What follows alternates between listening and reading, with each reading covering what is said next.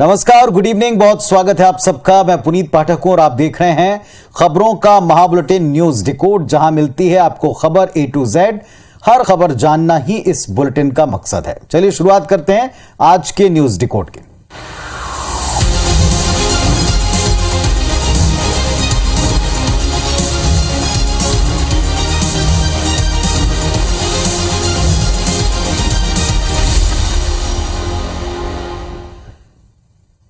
सबसे पहले आज की एक बड़ी महत्वपूर्ण खबर, जो कहीं बड़ी बड़ी खबरों के पीछे संभवतः आप न जान पाए हो, लेकिन ये हम सबको जानना चाहिए।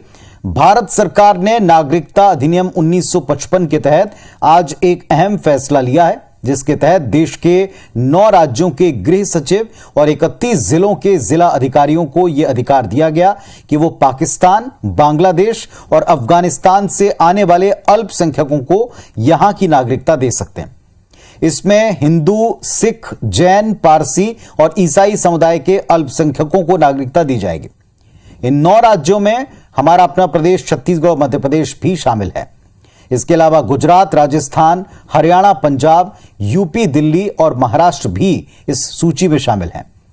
जांच पड़ताल के बाद जिन लोगों का आवेदन सही पाया जाएगा, उन्हें कलेक्टर नागरिकता प्रमाण पत्र जारी करेंगे। मोदी सरकार ने बांग्लादेश, पाकिस्तान और अफगानिस्तान से सताए गए और भारत में शरण लिए उन नागरिकों को नागरिकता देने का फैसला किया है जो 31 दिसंबर 2014 से पहले भारत आ चुके हैं। चलिए अब जरा इस खबर के महत्व को, अहमियत को भी हम समझते हैं। देश भर में कई राज्यों में लोकल प्रशासन के सामने नागरिकता पाने को लेकर कई आवेदन लंबित पड़े हैं। इसकी प्रक्रिया किस तरह रहने वाली है, इस बात को अच्छी तरह समझ लें। सरकार ने इसकी एक प्रोसेस बना दी है, जिसके तहत इन 3 देशों से भारत आए नागरिकों को ऑनलाइन आवेदन करना है, जिसके बाद कलेक्टर उनके आवेदनों को वेरीफाई करेंगे। इसकी पूरी रिपोर्ट केंद्र सरकार को ऑनलाइन ही उपलब्ध कराई जाएगी। वहां से भी अगर इसे वेरीफाई किया जाता है तो इसके बाद कलेक्टर ऐसे आवेदनकर्ताओं को नागरिकता का सर्टिफिकेट जारी कर सकेंगे। वैसे इस आदेश के पहले पिछले ही महीने आपको याद होगा, गुजरात के आणंद और मेहसाणा जिलों के कलेक्टर्स को यह अधिकार दिया गया था और अब आज देश भर के कई राज्यों में इसके अधिकार कलेक्टर्स को दिए गए हैं। यह सबसे महत्वपूर्ण खबर है आज की। अगली खबर छत्तीसगढ़ से, जहां राज्यपाल अनुसुईया उइके ने आदिवासी आरक्षण के मसले पर 1 और 2 दिसंबर को विशेष सत्र बुलाने को अपनी मंजूरी दे दी। विशेष सत्र बुलाने की जरूरत क्यों पड़ी है, इस पर पूरी खबर देखें।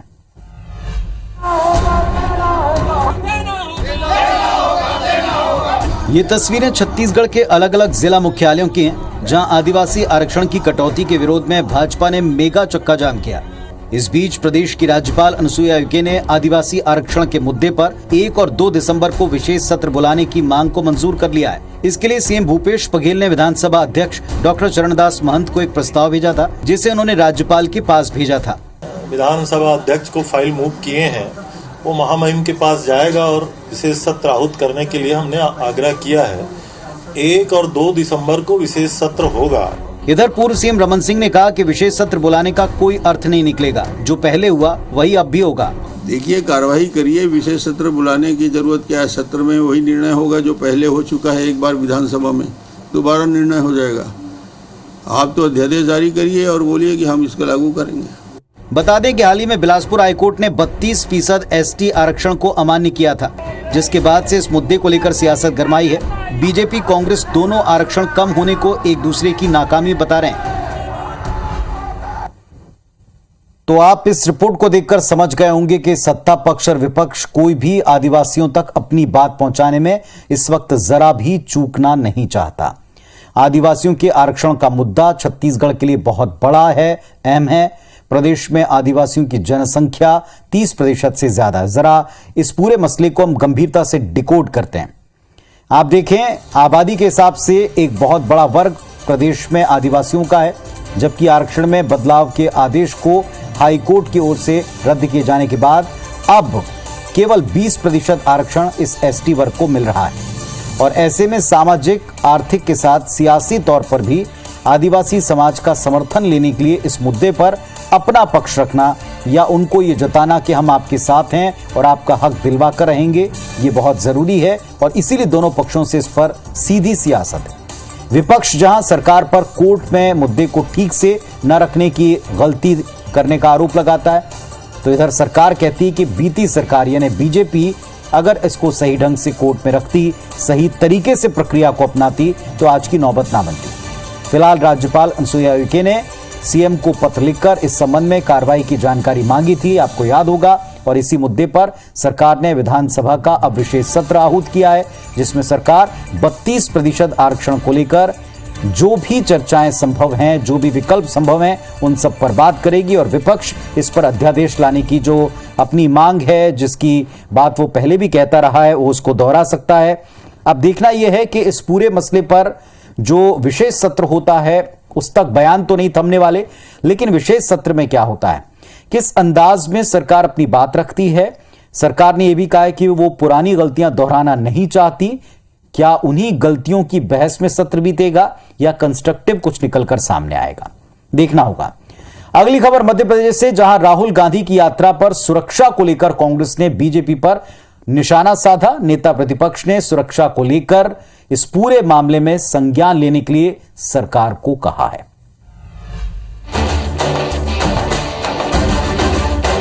तस्वीरें राहुल गांधी की भारत जोड़ो यात्रा की हैं, जो फिलहाल महाराष्ट्र में है। 20 नवंबर को यात्रा महाराष्ट्र से मध्य प्रदेश में प्रवेश करेगी, जिसके पहले प्रदेश में यात्रा की सुरक्षा को लेकर सवाल और सियासत दिख रही है। नेता प्रतिपक्ष गोविंद सिंह और कांग्रेस विधायक जयवर्धन सिंह ने आशंका जताई कि राहुल गांधी की भारत जोड़ो यात्रा में प्रदेश में प्रवेश के साथ ही उत्पात की आशंका है। गोविंद सिंह ने कहा, अगर यात्रा में कोई गड़बड़ी होती है तो जिम्मेदार बीजेपी सरकार होगी। अगर कोई घटना अगर राहुल गांधी के साथ हुई तो मध्य प्रदेश की जनता इसको बर्दाश्त नहीं करेगी, देश की जनता इसको बर्दाश्त नहीं करेगी और इसकी पूरी जवाबदारी मध्य प्रदेश सरकार की होगी। इधर कांग्रेस के आरोपों पर गृह मंत्री नरोत्तम मिश्रा ने पलटवार किया है कि यात्रा में इस तरह के माफियाओं को, इनको कांग्रेस को रोकना चाहिए। किसको जोड़ने को निकाली है ये यात्रा? अपराधियों को जोड़ने को यात्रा नहीं होनी चाहिए।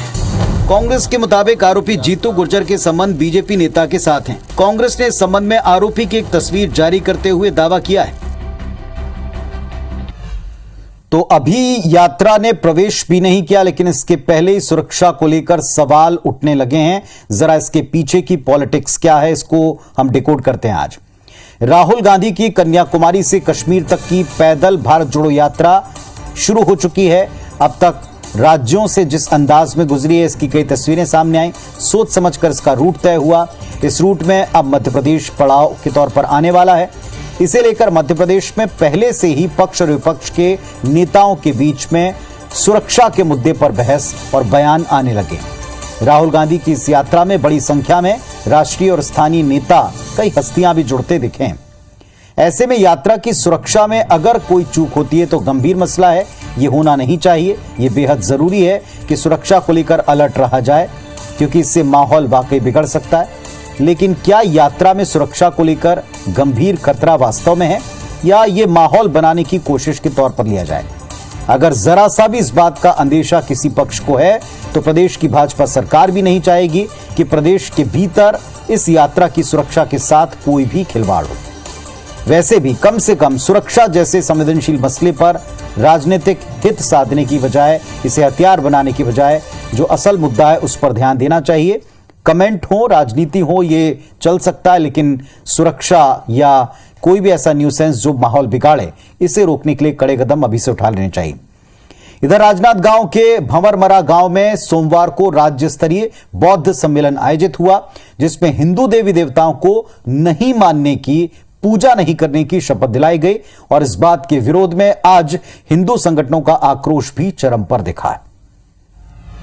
किसी भी देवी देवता को नहीं मानूंगा। ये तस्वीर राजनांदगांव से लगे भंवरमरा गांव की है। सोमवार को हुए बौद्ध धर्म के सम्मेलन के मंच पर सभी को हिंदू देवी देवताओं को नहीं मानने की शपथ दिलाई गई। इस दौरान महापौर हेमा देशमुख और राजगामी संपदा न्यास के अध्यक्ष विवेक वासनिक भी मौजूद रहे। हालांकि मेयर ने शपथ नहीं ली, लेकिन विवेक वासनिक ने शपथ ली थी। देवी देवता को नहीं मानूंगा। मेरा निर्णय 15 सेकंड में शपथ नहीं लेने का था। उसके बाद मैं मंच छोड़ के चली गई। क्योंकि मैं हिंदू हूँ, सनातन धर्म से जुड़ी हूँ, तो मैं अपने भगवान को मानती हूँ और उनके विचारों से सहमत नहीं हूँ और मेरी सहमति उसमें नहीं है।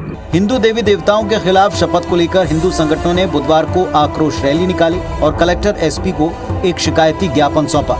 बयानबाजी हिंदू देवी देवताओं के बारे में, ये तो उनका धर्म भी नहीं सिखाता, ये तो उनका भी धर्म नहीं सिखाता। और मैं इसकी राजपूत समाज की तरफ से मैं इसकी कड़ी भर्त्सना करता हूँ। उन्होंने एक ज्ञापन दिया है कि एक भंवर मरा कर की जगह है जहाँ पर बौद्ध समाज का एक कुछ अधिवेशन या कोई कार्यक्रम था, उसमें एक गलत तरीके से शपथ दिलाई गई। इसकी जांच की जाएगी। जांच के बाद जो भी तथ्य पाए जाएंगे आवश्यक वैधानिक कार्रवाई की जाएगी। सम्मेलन में बतौर मुख्य अतिथि डॉक्टर भीमराव अंबेडकर के पौत्र भीमराव यशवंतराव अंबेडकर भी शामिल हुए। पूर्व सीएम रमन सिंह भी इस कार्यक्रम में गए थे, लेकिन वो शपथ से पहले ही कार्यक्रम स्थल से चले गए थे। इस बात पर कभी विश्वास नहीं। तो ये वीडियो संभवतः आपके पास में भी पहुंचाओ किसी माध्यम से, और जिस किसी ने इस वीडियो को देखा वो पहले या तो स्तब्ध दिखाई पड़ा या फिर आक्रोश से भर गया। क्या मंशा होगी इन सब के पीछे, ये सोच में पड़ गया। लेकिन क्या ऐसा पहली बार हुआ है? जरा हो क्या रहा है अभी हाल के दिनों में, इस बात को डिकोड करते हैं। देश भर में हाल के दिनों में इस तरह के शपथ का ये दूसरा मामला है जो सबके सामने आया। पहले दिल्ली में ऐसे ही एक शपथ की वजह से दिल्ली सरकार के एक मंत्री राजेंद्र पाल गौतम को इस्तीफा देना पड़ा। वहां भी राजेंद्र पाल गौतम उस एंटी हिंदू शपथ समारोह में मंच पर मौजूद थे और बाद में उन्होंने इस शपथ को जायज बता दिया था। हालांकि इसके बाद भारी विरोध हुआ, सियासी बखेड़ा खड़ा हुआ और आखिरकार उनका मंत्री पद चला गया। इस बार निशाने पर राजनांदगांव की मेयर हेमा देशमुख और राजगामी संपदा न्यास के अध्यक्ष विवेक वासनिक हैं। हालांकि जो मेयर हैं वो अपनी सफाई दे चुकी हैं। कहना था उनका, उन्होंने शपथ नहीं ली, वो वहां से 15 सेकंड बैठ गए। जिनकी मौजूदगी में ये शपथ ली गई उन सब पर उंगलियां उठी हैं। राज्य में पक्ष और विपक्ष दोनों इसकी कड़ी निंदा कर चुके हैं, लेकिन अब वहां मौजूद जनप्रतिनिधियों पर क्या कोई वास्तव में कार्रवाई होनी चाहिए, इस पर बहस है। अपने पक्ष का प्रचार करने, उसे अपनाने, उसे समझाने, उसे लोगों तक पहुंचाने, इन सब की बातों को समझा जा सकता है। लेकिन किसी के भी धर्म के प्रति ऐसी सोच के साथ या उसके विरोध में इस तरह की शपथ तक पहुंच जाना, क्या ये बात किसी के भी गले उतर सकती? संभवतः नहीं, खासतौर पर तब जब विशाल सनातन धर्म में सबके सम्मान की बात कही गई है, उसके देवी देवताओं को नकारने की बात करना समझ से परे। खबर मध्य प्रदेश से है, जहां आज शिवराज कैबिनेट की एक मीटिंग हुई और हर बार की तरह इस बार भी कई बड़े मुद्दों पर विचार हुआ, बात हुई और कुछ अहम फैसले भी हुए। देखें। आज शिवराज कैबिनेट की बैठक में कई अहम फैसले किए गए। फसल काटने के बाद बची नरवाई के उचित निदान के लिए कृषि यंत्र खरीदने पर सरकार किसानों को 50% अनुदान देगी, जिससे प्रदूषण रोकने में मदद मिलेगी। बैठक में प्राथमिक प्रसंस्करण रोजगार योजना को भी मंजूरी मिली। ये फैसला भी हुआ कि कस्टम प्रोसेसिंग सेंटर बढ़ाए जाएंगे। उज्जैन इंदौर में टोल प्लाजा को लेकर निर्णय लिया गया कि यूजर फ्री कलेक्शन एजेंसी के जरिए टोल टैक्स लिया जाएगा, यानी अब उज्जैन इंदौर के टोल प्लाजा यूजर फ्री होंगे। इसके अलावा चिकित्सा शिक्षा विभाग में 121 पदों पर नई भर्ती होगी। मध्य प्रदेश विकास निगम में 198 पदों की स्वीकृति दी गई। साथ ही 13 नए पदों का सृजन होगा। दमोह, राजगढ़, बड़वानी, छतरपुर, सिंगरौली, गुना और विदिशा में कुल 536 नए पदों को हरी झंडी मिली है। युवाओं को, नौजवानों को रोजगार देने के लिए नवाचार भी आज की बैठक में रहे। आज मुख्यमंत्री युवा अन्नदूत योजना को कैबिनेट के द्वारा मंजूरी दी गई। छोटे किसानों को मछली पालन के लिए प्रेरित करने समेत कई योजनाओं के नाम पर 100 करोड़ रुपए स्वीकृत किए गए हैं। तो कैबिनेट की मीटिंग होना या उसमें फैसले होना, जैसा हमने कहा, हर बार की तरह एक रूटीन प्रक्रिया आपको लगती है, लेकिन कई बड़ी महत्वपूर्ण योजनाओं की शुरुआत, उनके बारे में फंड और उनसे जुड़े कई अहम फैसले लिया जाना, इन सब के पीछे क्या मकसद है, जरा इसको भी डिकोड करते हैं। आप सब जानते हैं कि अगले वर्ष इस समय तक मध्य प्रदेश चुनाव में होगा, चुनाव के मध्य होगा, प्रक्रिया में होगा। मध्य प्रदेश में तकरीबन अब 1 साल इस चुनाव का है और ऐसे में जनता को राहत देने का हर एक कदम सरकार वक्त रहते ले लेना चाहती है। जरूरी है, मजबूरी भी है। कैबिनेट के फैसलों में किसान और युवाओं से जुड़ी योजनाओं पर खासा फोकस रखा गया है। सबसे बड़ा वोट बैंक आखिरकार ये है। राज्य का भविष्य इन बड़े वर्गों पर निर्भर करता है, उनके समर्थन पर निर्भर करता है या उनके विरोध पर निर्भर करता है। खास तौर से इस बैठक में दमोह, राजगढ़, बड़वानी, छतरपुर, सिंगरौली और गुना जैसे जिलों पर फोकस दिखाई पड़ा है। वहां की योजनाओं पर सहमति और फंड है और ये वही जगह है जहां बीजेपी के लिए चुनौतियां ज्यादा हैं, जहां संगठन अपने आप को मजबूत कर रहा है, जहां एक अलग लक्ष्य लेकर काम करने की कोशिश कर रहा है। अगली खबर हिमाचल से, जहां इस वक्त सारे देश का फोकस है। वजह है चुनाव। बीजेपी कांग्रेस दोनों प्रचार चरम पर रखे हुए हैं। हिमाचल का विधानसभा चुनाव सबके लिए साख का सवाल बना है। आज स्वयं प्रधानमंत्री मोदी और इधर कांग्रेस पार्टी की तरफ से राष्ट्रीय अध्यक्ष खड़गे ने कमान संभाली। कहां क्या क्या कहा है, इस पर पूरी रिपोर्ट देखें। हिमाचल प्रदेश विधानसभा चुनाव से पहले राजनीतिक दलों का प्रचार प्रसार चरम पर दिख रहा है। इसी क्रम में आज प्रधानमंत्री नरेंद्र मोदी हिमाचल के कांगड़ा और कांग्रेस के राष्ट्रीय अध्यक्ष मल्लिकार्जुन खड़गे शिमला पहुंचे। खड़गे के साथ छत्तीसगढ़ के मुख्यमंत्री भूपेश बघेल भी रहे। वहीं प्रधानमंत्री मोदी ने हिमाचल प्रदेश में आज 2 विशाल रैलियों को संबोधित किया।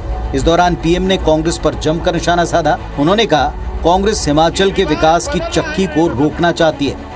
जो क्षेत्र कभी कांग्रेस का गढ़ माने जाते थे, वहां से कांग्रेस का पूरी तरह से सफाया हो गया है। इधर सीएम भूपेश बघेल ने भी हिमाचल प्रदेश के शिमला में रैली को संबोधित किया और बीजेपी पर हमला बोला। मुख्यमंत्री ने वहां क्या कहा, आप भी सुनिए। इनके पास कहने को कुछ नहीं है, उपलब्धि कुछ नहीं है, तो जयराम जी को तो जयराम जी करने की समय आ चुका है। अब आपको 48 घंटे बाद कहना है, जयराम ठाकुर जी, जयराम जी की। बता दें, हिमाचल प्रदेश में 10 नवंबर की शाम को चुनाव प्रचार थम जाएगा। इसके बाद जनसभाएं और अन्य प्रचार प्रसार भी बंद होंगे। केवल डोर टू डोर प्रचार किया जा सकेगा। तो आइए अब जरा इन सब के पीछे, इस पूरी हलचल और कवायद के पीछे की राजनीति को भी थोड़ा डिकोड कर लें, समझ लें इतनी मेहनत क्यों। पीएम मोदी लगातार हिमाचल प्रदेश में चुनावी दौरा कर रहे हैं। साथ ही उन्होंने आज हिमाचल के मतदाताओं के नाम चिट्ठी लिखकर बीजेपी को वोट करने की अपील की। बीजेपी लगातार हिमाचल प्रदेश में कांग्रेस के नए अध्यक्ष मल्लिकार्जुन खड़गे की अनुपस्थिति को मुद्दा बना रही थी। चुनाव प्रचार के दौरान उनकी तस्वीरें नहीं लगाए जाने को लेकर मुद्दे उछाले जा रहे थे, सोशल मीडिया पर टारगेट किया जा रहा था और अब इसका जवाब कांग्रेस ने दिया। खड़गे मैदान में उतर चुके हैं, उनके साथ मुख्यमंत्री भूपेश बघेल हैं और वो पूरी तरह से हिमाचल चुनाव में एक मुख्य पर्यवेक्षक के साथ साथ स्टार कैंपेनर की भूमिका निभा रहे हैं। कुल मिलाकर कांग्रेस वॉकओवर नहीं देगी, वो पूरे तरह से इस चुनाव में अपनी पार्टी का पक्ष जनता तक पहुंचाने का दावा कर रही। आज के दिन की एक और अहम घटनाक्रम जो आपको जानना बहुत जरूरी है। आज देश को और सुप्रीम कोर्ट को 50वें मुख्य न्यायाधीश मिल चुके हैं। सीजेआई चंद्रचूड़ को राष्ट्रपति द्रौपदी मुर्मू ने पद और गोपनीयता की शपथ दिलाई। ये हैं जस्टिस DY चंद्रचूड़, जिन्होंने आज भारत के 50वें मुख्य न्यायाधीश यानी सीजेआई पद की शपथ ली। सीजेआई चंद्रचूड़ को राष्ट्रपति भवन में राष्ट्रपति द्रौपदी मुर्मू ने पद और गोपनीयता की शपथ दिलाई। Chief justice of India Chandrachud का कार्यकाल 10 नवंबर 2024 तक रहेगा। मुख्य न्यायाधीश चंद्रचूड़ ने शपथ लेने के बाद संसद में महात्मा गांधी की प्रतिमा पर पुष्प अर्पित कर श्रद्धांजलि दी। इस दौरान उन्होंने कहा कि देश सेवा करना मेरी प्राथमिकता है। सामान्य नागरिक की सेवा करना अब आप आगे देखते रहिए। कार्य से हम सारे नागरिकों की बात करेंगे, चाहे टेक्नोलॉजी में हो, चाहे रजिस्ट्री के रिफॉर्म में। बता दें, जस्टिस DY चंद्रचूड़ ने पूर्व chief justice of India UU Lalit की जगह ली है। जस्टिस ललित का सीजेआई के तौर पर 74 दिनों का एक छोटा सा कार्यकाल था जो 8 नवंबर को पूरा हो गया।